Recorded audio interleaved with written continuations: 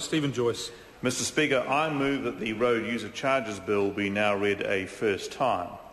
At the appropriate time, I intend to move that the bill be considered by the Transport and Industrial Relations Committee, that the committee present its final report on or before 25 May 2011, and that the committee have authority to meet at any time while the House is sitting, except during oral questions and during any evening on a day on which there has been a sitting of the House, and on a Friday in a week in which there has been a sitting of the House, and outside the Wellington area, despite Standing Orders 187, 189A and 191B and C.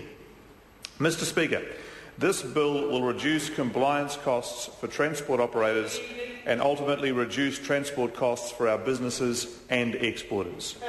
The changes to the RUC system before us are the most significant since the scheme was introduced in 1978. They form another part of the government's regulatory reform agenda to boost business confidence by cutting red tape. In March 2009, I was presented with the results of the independent review of the New Zealand road user charging system. The review found many positive aspects to the current system, but it also identified a range of shortcomings. Over the past 18 months, excellent progress has been made in implementing the recommendations of the review. Changes already put in place include the requirement to give 6 weeks' notice of RUC increases and the passing of legislation that enables the use of electronic technology as an alternative to mechanical hobotometers and paper licences. This technology will remove much of the compliance costs for operators. One of the most significant changes proposed in this bill will see the removal of the system whereby heavy vehicle operators nominate a licence weight for RUC purposes. This will be replaced by a system where each vehicle will have its own permanent RUC weight. This change will greatly simplify administration for industry and government agencies and will virtually eliminate weight-based evasion from the RUC system. The RUC review also identified limitations of the current time licence system. Under this new legislation, the time licence system will be discontinued. Instead, selected vehicle types will pay a flat annual charge, resulting in a much simpler system. A major criticism of the current RUC system is that it allows too many opportunities for evasion, conservatively estimated by officials at around $30 million a year. Our transport network represents a significant investment for both taxpayers and the government, and I believe that everybody who benefits from this vital asset should pay their fair share towards its upkeep. At present, we have a situation where honest road users subsidise some who choose to ignore their obligations. The bill looks to improve compliance with a number of proposals.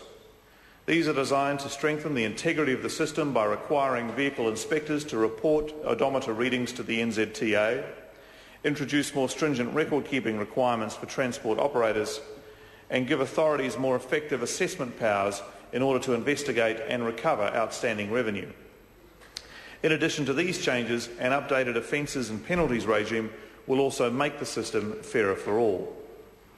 While the amended RUC regulations that allowed for the use of electronic technology were a necessary first step in modernising the RUC system, RUC legislation needs further updating to allow for the ongoing successful integration of this new technology. Under the new system, third-party electronic service providers will manage RUC obligations and information on behalf of operators. These providers will also act as representatives of the NZTA for the purposes of issuing RUC licences. As a result, it's important that these providers be monitored and audited under a consistent statutory framework. Finally, the bill will enable administration of RUC collection to be granted to a designated RUC collector. I propose to seek Cabinet approval to make regulations designating the NZTA as the RUC collector. This change will enable NZTA to improve its processes and service delivery, including making the design of its systems more streamlined. This bill is about updating and modernising a system that has been in place now for more than 30 years.